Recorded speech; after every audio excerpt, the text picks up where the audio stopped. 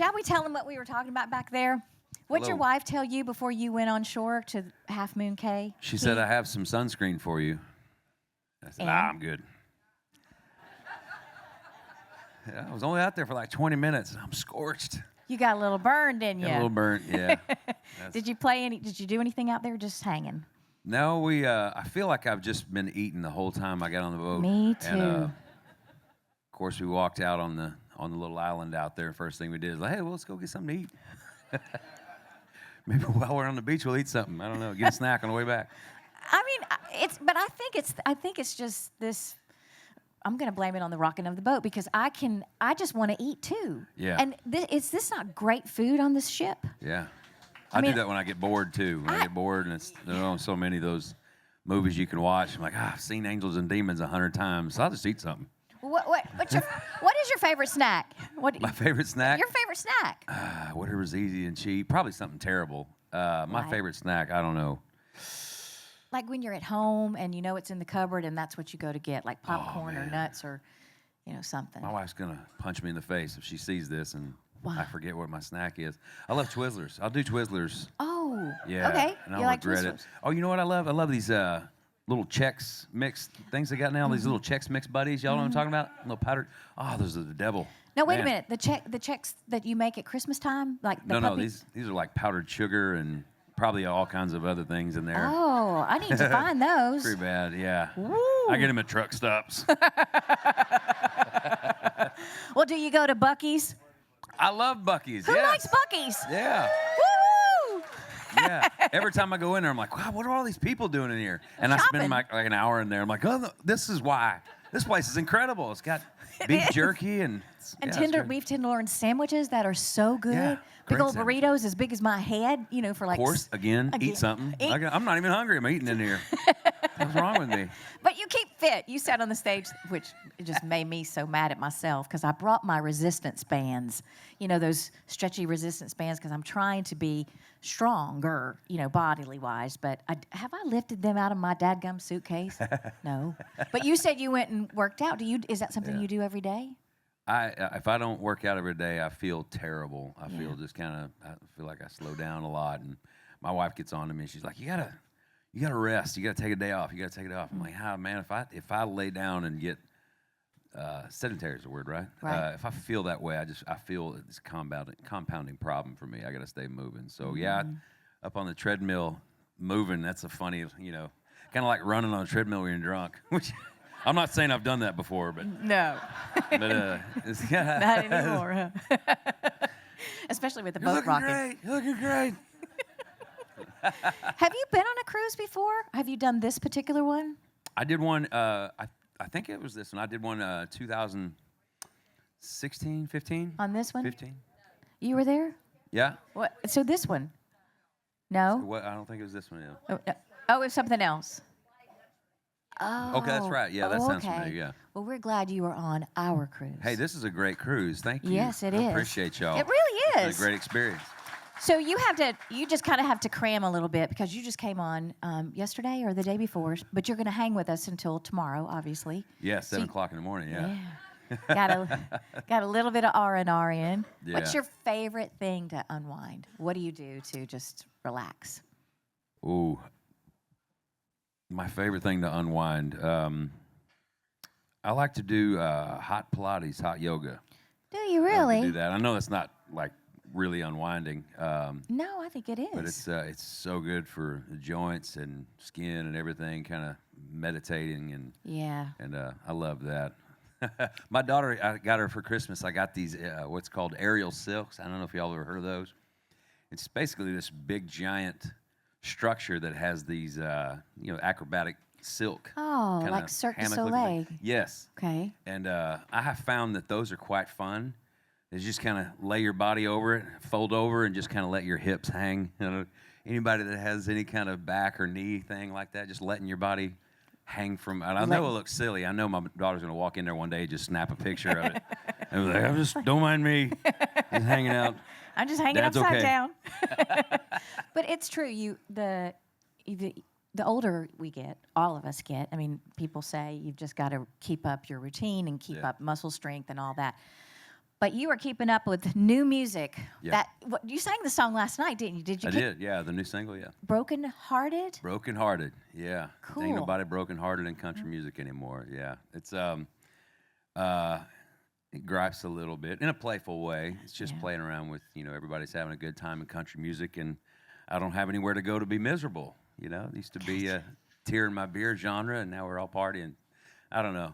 I feel like it's a playful way to kind of say what we all kind of think sometimes. Mm-hmm. Yeah. I asked this of Shenandoah yesterday. No, it wasn't Shenandoah. Well, who did I ask what their process was? Tracy Lawrence. Okay. Their process for selecting songs. And you have had, like 6 number ones and 10 top 10 hits. What's your criteria for selecting your next song? Do I feel something? Number one, does it make me feel anything? Or am I thinking about it? Sometimes I've talked myself into liking songs, and I don't think you can expect just any listener to feel the same way, to talk themselves into liking something. You feel something or you don't. And sometimes when you hear a demo or you write something, and you're like, all right, does this move the needle for me? Or am I speaking to myself going, oh, this is going to be great because of this. It's going to be great because of that. A lot of times I've talked myself into just stupid situations, just kind of thinking I feel something and I don't. Overthinking and not truly listening to your inner part, inner mind. And a lot of times your gut is way smarter than your brain. Most of the time your gut is way smarter. Isn't that the truth? Yeah. Because the brain has a mind of its own. That's right. I mean, it does. I think that should be a song right there. The brain has a mind of its. My brain has a mind of its own, and even it isn't here sometimes. Yeah, that's right. Good job. But it's true. Your brain. I mean, it can trick you into this and that and the other, thinking, yeah I'm smart, or yeah, you're scared, or something like that. I'm glad yours is doing well. I don't know about that. What's your favorite song that you cut? And what's one, we always ask this, but I'm going to beat somebody in the audience to it. And what's one that you passed on that you were in? Darn it, that became a big old hit. Yeah. Do you have some of those? 2 of them come to mind right off the bat. Some Beach. I passed on Some Beach. What? Yeah, I know. I always get booed at that. I know. I feel the same way. Now, why did you pass on that? What was it? Believe it or not, this guy sings Tequila Makes Her Clothes Fall Off, and I thought that was too silly. It was before Tequila. It was before that. I was in a real serious mode at that point in my life, and I was just like, oh, it's too silly. I won't sing. And, just kind of goes to show how you can talk yourself into and out of stupid situations. But I at the same time, around the same time, there was a song called "It's Getting Better All the Time." Brooks and Dunn? Brooks and Dunn, yeah. Did you pass on that one, too? Passed on that one because I had brilliant song. Love that song, and as a matter of fact, I still kick myself today because that's an impact deal. That's kind of one of those first line of the song just gets you. I don't stop breathing every time the phone rings. Right. But I had gotten almost done with that second album, Revelation, and it was like 11 songs out of 13 we had cut were ballads or kind of heavy songs. Mm-hmm. And so we're like, gosh, we got to put some fun on this record. I got so much pressure from the management and the record label to like put some fun into stuff, and I was like kind of in a depressed mode, and I was like, this is kind of the album. It is what it is. It's going to be, there's a couple of playful songs on there like Don't Ruin It for the Rest of Us and What's a Guy Got to Do, but this is kind of the mental mode I'm in right now. It's just kind of who I am. So I can fake it. I can try it, but it's not probably going to work. Anyway, but long story short is we got an album full of songs just like it, I think, and we kind of we weren't able to push it off to the next album, and we kind of had to choose whether to cut it or not cut it. When you pass on a song, do the artists that eventually go ahead and record it, do they know that you passed on it? Have you told this to Blake or Brooks and Dunn or anything? That's a good question. I don't know. I don't know that I want to tell Blake. I don't know. Yeah, he's a little shy and reserved too, isn't he? And he'll go, because this guy's not an idiot. That's what he said. That's what he would do. That's what he would do. That's right. He kind of be right. You're exactly right. What's one for you? I know what a traditionalist you are, and your music is country twang, but it also is a little modern. Is there a favorite for you vocally that you love to perform the most? Not just from the fan perspective, but this is me. Boy,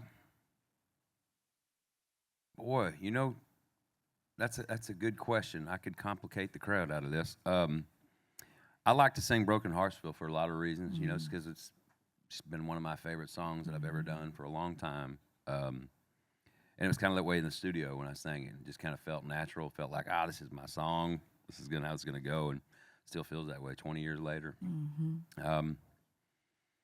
I don't know. Some of the harder songs, depends on kind of how I'm feeling that night. If I feel like I'm in really good shape vocally and I'm having a good night, sometimes you can tell 2 songs into the show, you're like, all right, my voice is good tonight.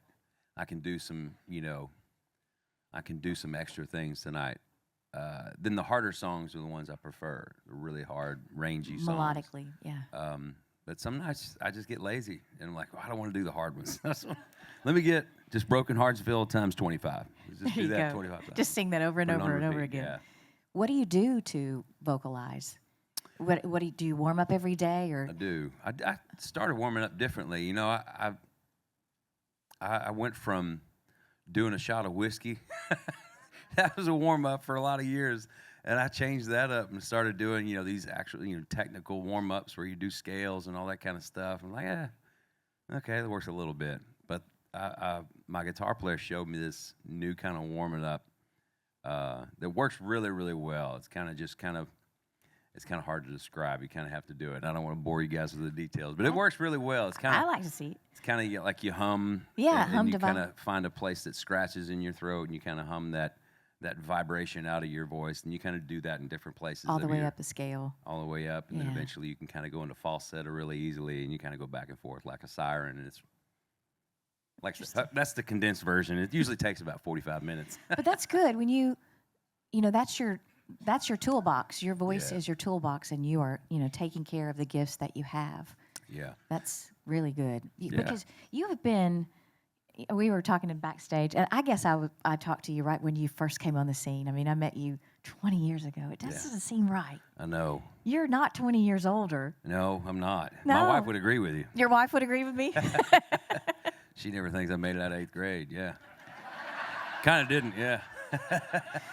Where did you grow up? I forgot your background. What? Well, it's an interesting background. I was born in Rogers, Arkansas. Arkansas, that's right. And then we moved to St. Louis, when I was about 5 years. All right, some Cardinals fan out here. I moved to St. Louis when I was about 6, I think, and moved back to Arkansas 5 years later-ish. Moved to North Carolina for a couple of years. Been all over the place. And were you singing at a young, early age? Along with the radio, I was. Yeah. Right. Oh yeah. I thought. I told the story yesterday or the day before yesterday about singing in church. The only time I think I've ever sang in church when I was about 5 or 6 years old. Oh. That was a true story. True story. My brother was mortified. He didn't go back to church with me for a long time after that. Well, what was the story? I'd love to hear it again. All right, I'll tell it again. Okay, tell us. Well, I was at church. I went to church. Used to go with my brother to a congregation, maybe a couple hundred people, and we didn't go to Sunday school this Sunday. And we were in the main congregation, and the pastor was, asking if anybody would like to lead us in a song. Just raise your hand or just stand up and start singing, and we'll follow along with you. Yeah, and I was like, this is pretty cool. I didn't know the pastor was talking about lead us in a hymnal with a church song. So I know I'm like 5 or 6 years old, and so like my hand went up. My favorite song at the time was a Conway Twitty song called "Redneck and Love Making Night." It was my favorite song. I was like, I got one. I'll take it from here. So I led us in "Redneck and Love Making Night."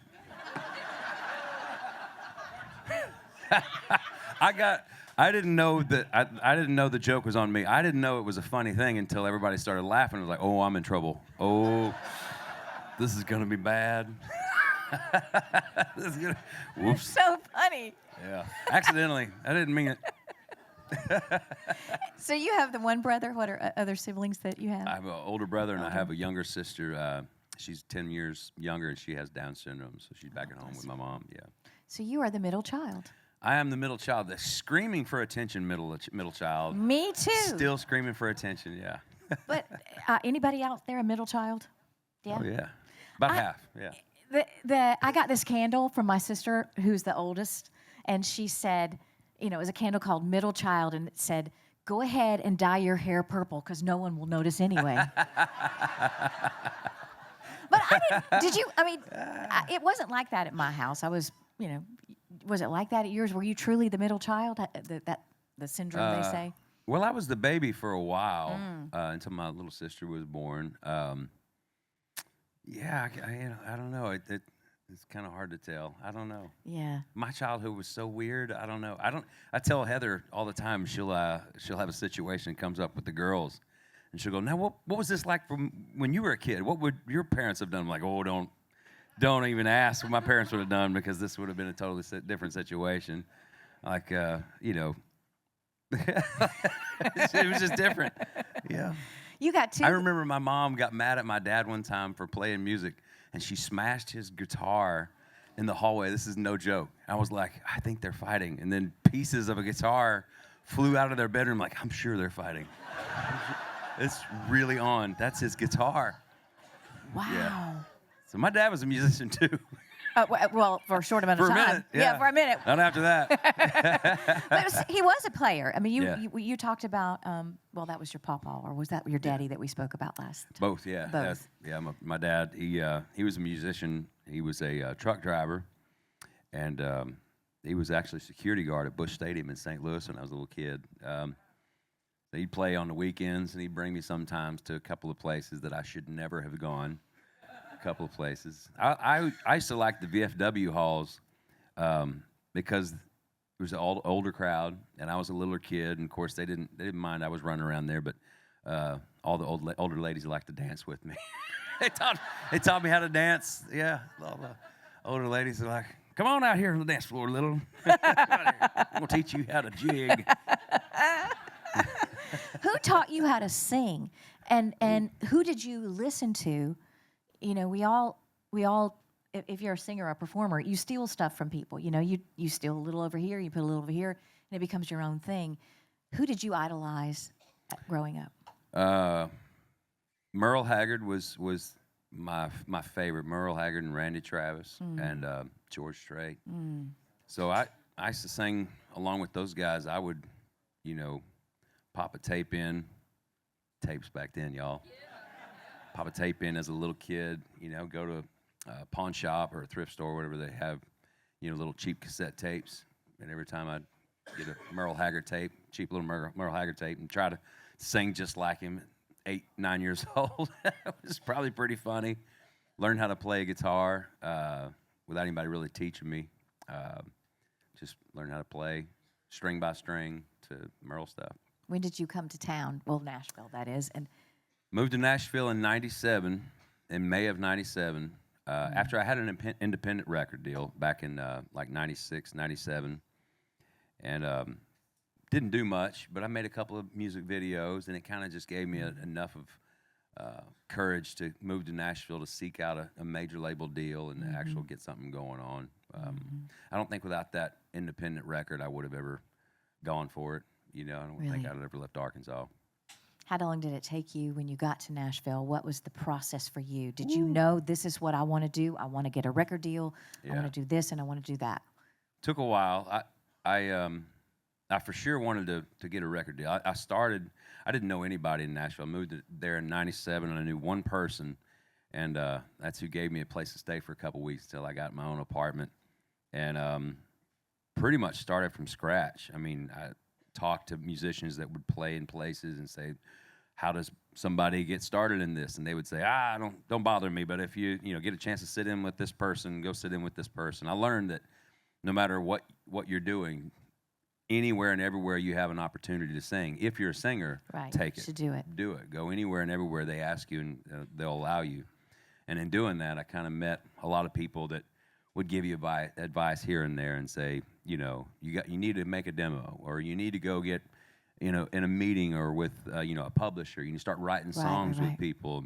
And so kind of doing that process, painstakingly slow process, I started writing, started getting in, you know, with publishers and that kind of stuff, and got enough buzz. I was going to move back to Arkansas if I didn't have, you know, something going on. I'd gotten told no 31 times. Me and my friend sat and counted. Wait. People turned you down in Nashville 31 times? 31 times. I know, that's hard-headedness right there. I should have quit a long time ago.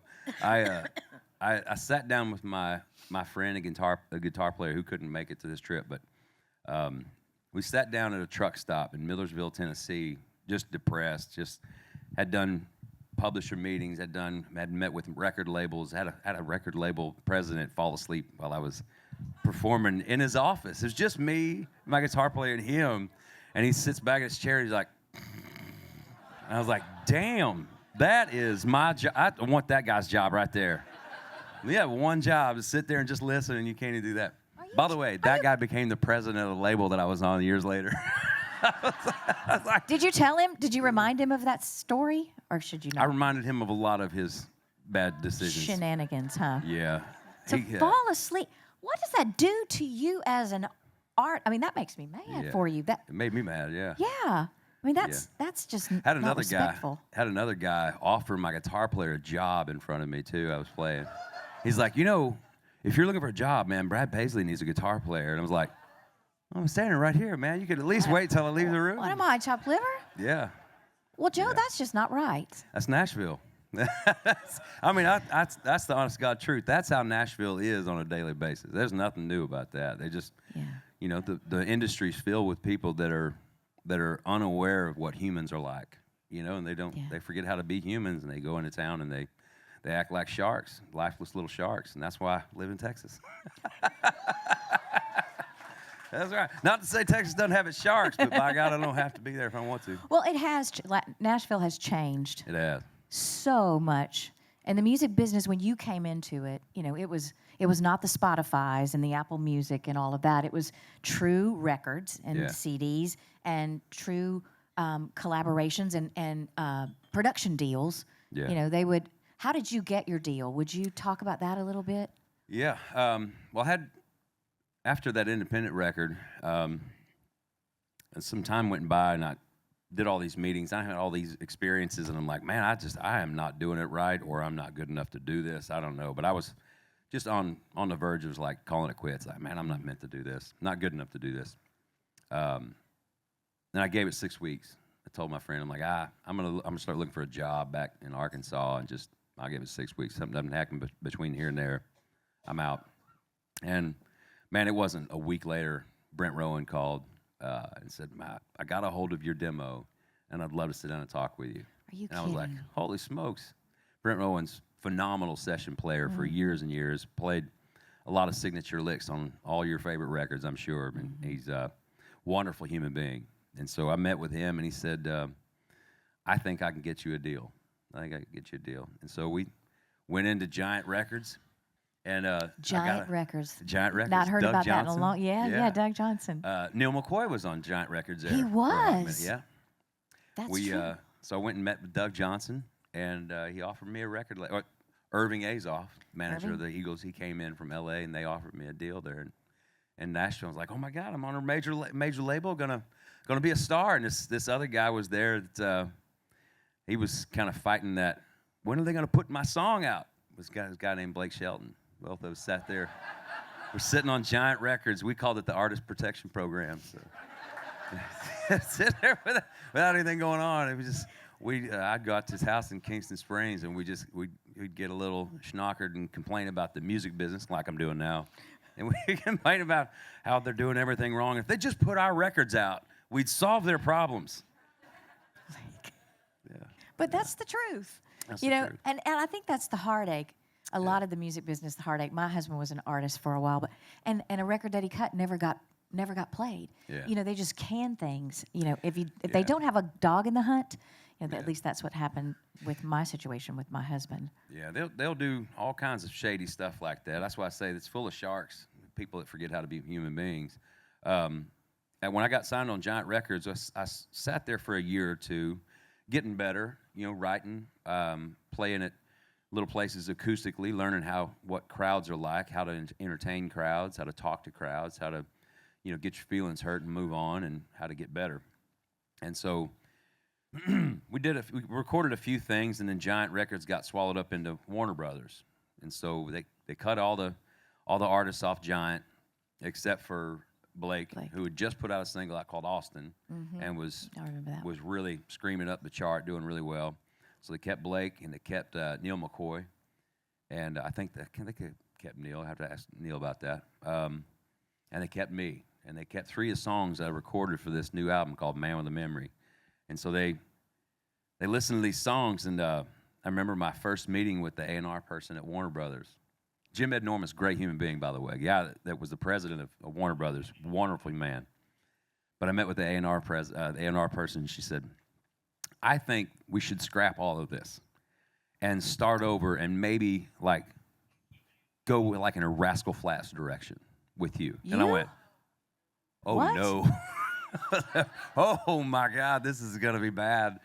I was like, this is the way I talk and sing. This, in no way is this, vocal acrobatics. So what did you say in that moment? What did you say?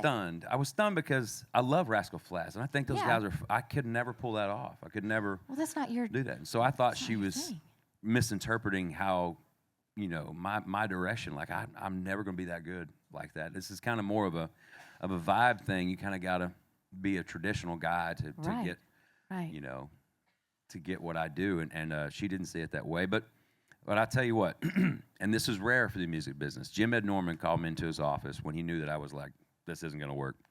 He said, I'll tell you what, I will let you go. I'll give you $25,000, and I'll let you go, and let you take that $25,000 and the 3 songs that you got recorded. Actually, it's 5.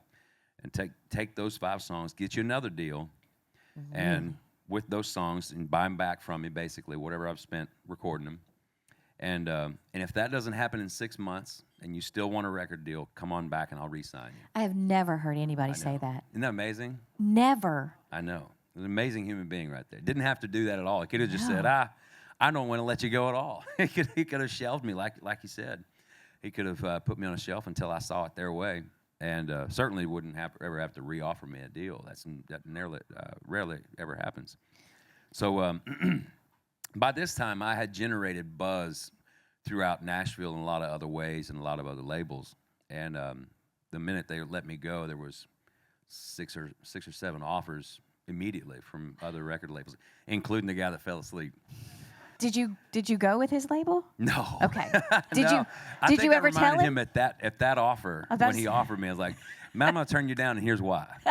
First time I met you, he fell asleep. Pulled the shades down. You did one of these. Yeah, and I was like, "So that's a no, dog." That's a no. I ended up narrowing it down to 3 or 4 labels, and then ended up going with a new label that was put together by Tim Dubois and Tony Brown. Tim Dubois was responsible for Alan Jackson, Brooks and Dunn, and all those guys. He was a brilliant, brilliant man. Is a brilliant, brilliant man. And Tony Brown, who produced George Strait, played for Elvis. 2 huge moguls in the industry decided to form a label together under the Universal imprint. Universal South is going to be the name of the label. So, and that's when I had these 3 songs in my back pocket, and we started. We completed the rest of the album, Man with a Memory, with Impossible and Broken Hearts, Phil, and She Only Smokes As She Drinks. So the first single came from Universal South. It did, yeah. The Impossible, sweet. March of 2002. Yeah. Good for you. That's that is. Cool. I never knew those stories about, and especially talking about Jim Ed Norman and offering you to buy you out or give you money to.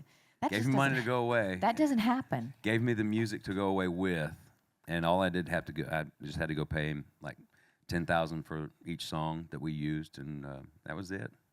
I'm telling you, that was a humongous humongous gift that he gave. That That's why I does say he's a good man. Not happen anywhere. Yeah. In the 30 years that I've been in Nashville, I've never heard that happen. I can't think of any current label president at all. Maybe the one that I'm on right now, because I love Benny Brown. He's like a father figure to me. But I don't know of anybody else that is that kind of human being that's in that kind of position today. And I know a lot of them. And it ain't that kind. It ain't that kind of person. What do people, or what did some of those guys say about your voice? You know, because your voice, I was saying this to Marty Rabin, the most distinctive. You know it's him, but you know it's you too. Because you do talk like you sing. Yeah. And we talked about this the other day with some artists. Some people don't. Yeah. But your voice, I remember when you came on the scene in those years, and you had the traditional sound, but it was modern music. It wasn't old-fashioned music. Yeah. What did some of those label executives say about your voice? Well, I'll tell you what I did accidentally. One way, besides writing and playing on the weekends, one day that I kept money coming in is I did a lot of demos. And Really? Doing a lot of demos. Yeah, it's like I can't remember what I got paid. Maybe $80, $100 a song, something like that. But you could do, 5, 10 demos a week easy. Yeah, or in 3 or 4 in a day. So, and I had gotten so fast in the studio, and they don't have to spend a lot of time, correcting a lot of stuff. You get a lot more work. So you learn to get good so you can get more efficient, get more work. And so that kind of trained me to be in the studio and know exactly how I was going to sound before I went in there and do it. And so in doing that, you kind of discover how you sing yourself. And so you're not trying to sound like anybody else. You're just trying to make it quick. This is how I do it. This is the most comfortable, easiest way that I can sing this song and deliver it. Did people, did artists recognize either in that time or later that, wait a minute, Joe Nichols sang the demo for the song that I recorded? Yeah. I mean, I never knew that connection. I didn't realize you sang a lot of demos. Yeah, they had to put a stop to that too when I signed my deal. I had to give up that income. Like, all right, can't do demos anymore because I was getting a lot of them there for toward the end. I'll tell you what, I sang the demo for 3 Wooden Crosses. You did? Yeah. Yeah, for Doug Johnson on Giant Records, who Randy wrote that Travis. song. Wow. Yeah, he had me do the demos. And a funny story, my wife tells me this story because Luke never told me face to face, but Luke Bryan told her when I was getting my hair cut at his hairstylist. Long story. He was waiting, and he was talking to my wife, and he said, my first experience in Nashville was I came into the studio to watch how the recording process goes. And Joe was in there singing 3 Wooden Crosses. And she said, he paid me some really high compliments. It was really great. But I think Doug Johnson is one of those guys that just will work you till you are just done. I wanted to quit music. I wanted to quit. It was like a 9-hour session for one song. I mean, I thought. For your record? One song. One song. Not just for a demo. Just for a demo? Just for a demo. Yeah, 9 hours. I was so miserable and mentally done that day. I was like, I don't think I'm very good at this. I don't think it's worth it. I think right now I don't even know what to think. But he told my wife, he said that was my first experience in Nashville, and I wanted to quit. He said I wanted to quit. Wow. But, my God, what a history you have that I didn't even know about. Yeah. One other thing I read about you that I didn't know about. I know Buck Owens was kind of important to you. Yeah. Tell that story. Tell that Buck Owens story. Yeah, Buck is great, man. I had no idea that he knew who I was at all. When I first came out, there was a lot of things that happened, overnight. Impossible was a big song. Broken Heartsville came out, and that was a big song, and there were Grammy nominations, and it was at the front row at the Grammys. A lot of these awards, the CMA Award and the ACMs, all these things just kind of happened at once. Well, in that, you meet a lot of great, interesting people that all of a sudden know who you are. I knew who I was. I'm like, how do you know my name? You're Merle Haggard. You know who I am? This is amazing. Buck Owens was one of those guys. I went and played at his place at the Crystal Palace in Bakersfield, California. And I remember getting there that day. I'm like, oh, man, I've always wanted to play here. And the guy that ran the place, Jerry Hufford, came over and said, well, Buck's thinking about coming to your show tonight. I'm like, Buck? Like as in Buck Owens? He's like, he's a big fan. I'm like, get the hell out of here. What? Yeah, he's a big fan. He's going to come to your show. He wants you to go talk on the radio station beforehand. I went over and talked and did an interview and came back that afternoon, and he took me up to his office that he had there at the top of Crystal Palace, and he started telling me all this music history. I'm like, this is amazing. I'm sitting in Buck Owens' office talking to Buck Owens about country music and how, you know, and he goes, but son, you got to cut that damn hair. I was like, it's kind of my trademark, Buck. I mean, I wouldn't tell you not to bedazzle things, so.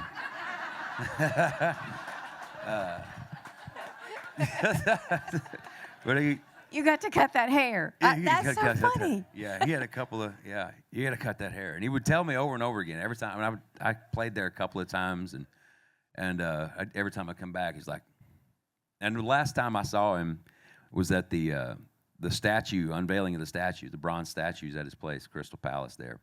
And it's big. Garth proposed to Trisha that night. I remember that, yes. It was a really cool night. Jones was there. Willie, no, I don't know if Willie was there. Merle, Jones, Garth. Asleep at the Wheel, Ray Benson. Me and Dirks we were the guys doing the tribute to all these legends. Buck, of course, was there, and he at one more time he's like, I'm telling you, you'll be a superstar if you just clean yourself up, get rid of that hair, you know, and do it right. And I think I got another funny story about that. Please. We're enjoying so anyway, I fast forward a little ways. This is right before Tequila, and right before the new album 3. And I decided to get my hair cut a little shorter. It's kind of cut up in here. And Tequila came out and started doing well. And Buck passed away, and I got a letter in the mail the day he died or the day after he died, and it was a handwritten letter from Buck Owens talking about, you know, my impact on country music and that he always believed in me, and he said, nah, it's all because you cut your hair finally. Oh, it's because you finally cut that damn hair. I was like, this is gold. But it was bittersweet. Like I said, he passed away that day, so it was one of those weird things. And that's a letter you have for the rest of your life? I have that. Oh, yeah, I'll have that the rest of my life. I'll give that to my grandkids. There's a funny story about that Buck Owens, this tribute concert. All right, so I don't know if you know what a contact high is, but we were doing this tribute show, and Merle didn't bring his bus, so he just drove down, and at that time he had a Hummer, and it was him and his wife. And he pulled me, he's like, I just met him. It's my hero, my all-time hero. Just met him for the first time. He's like, come in here, get in my car here, and we're going to listen to some music. And I'm like, oh, my God, this is amazing. Sat in his front seat, listened to all the stuff he's currently recording in his living room, and he's telling me stories. And I wrote Swinging Doors, and I'm like, golly, you know, we didn't have cell phone cameras at that time. It would have been just the whole time selfie, just me and Merle chilling on Instagram. But I'm sitting there, and I'm doing this, and it's just like a childhood dream of mine come true. And somebody knocks on the window, Frank Mold knocks on the window and says, hey, Dirks has his bus here, and he decided to let everybody kind of chill on his bus until showtime. Like, oh, that sounds great. A little cold. We all go pile on Dirks' bus. Ray Benson, Merle, Dirks, a couple other people. I'm sitting there on the couch. Me and Dirks are both like this on his front couch, just, you know, listening to stories, listening to these guys talk, and it's like the old sages in the room talking about old things like Bob Wills and stuff. And Merle, without permission or anything, just pulls out this Crown Royal bag out of his pocket full of marijuana. I mean, I've never seen a big bunch of marijuana that at that point. He pulls out this bag and he pulls out this pipe, almost like a cartoon. This pipe come out of his sleeve. And it was like that long, And he pulls this huge bag out with this huge pipe, and he starts stuffing this pipe, and he's talking the whole time. I'm like, he's not really going to smoke that, is he? Like that whole thing, that'll kill him. And he's just like packing and telling stories, and he just kind of lights it, and he just kind of starts going, and it's Dirk's bus, and he's not a smoker. He's like, what do I say to him? And I'm like, I don't know whether you can say anything. We just got to shut the hell up. Just listen. Just sit here, nod along, and then when it's showtime, hopefully we'll remember the words. That's a great story. Oh my God. Yeah. That's a great story. That was awesome. Yeah. I could just sit here for hours and we could do this some more. But I want to be respectful of your time and Joe's time. We've got just a couple minutes, and if you wouldn't mind, some folks would like to ask you some things. If you got a question for Joe, fire away. Yes.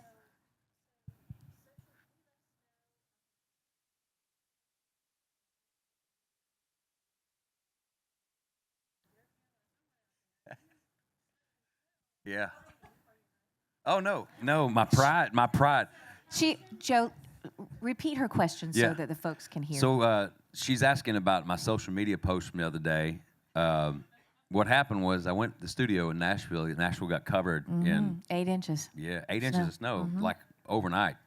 So I was going to the studio. We're working on a new record, and I was going in to do vocals, and kind of just, I guess, took it for granted, and I slipped on some ice, and I mean, it busted. It was like, whoo! And my immediate reaction was, anybody see that? I came in and told the producer of the record, I'm like, you're not going to believe this. But if you have security cameras out there, they just caught, some pretty funny footage you might want to check out. And I got home and he sent it to me. He goes, oh my God, you're right. I went and I slowed it down and put it in slow motion and everything. So I got you looking around and see if anybody saw that. And then right after taking baby steps the rest of the way. So everything's fine. Nobody saw me. That's a great question. Who else? Yes, right here, please.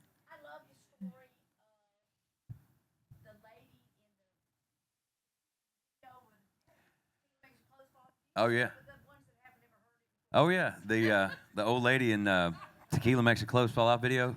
All right. Well, there wasn't much of a script. We just knew that there was going to be this scene when we were shooting the video. The director said it's going to be like old school. We're just going to have a house party, and we're going to have like an older woman going to come out and, hey, we're going streaking, like the scene in Old School. And that was pretty much it, just having a party at this mansion. So I get there that day, and I can tell the story. There's no kids on here. Okay.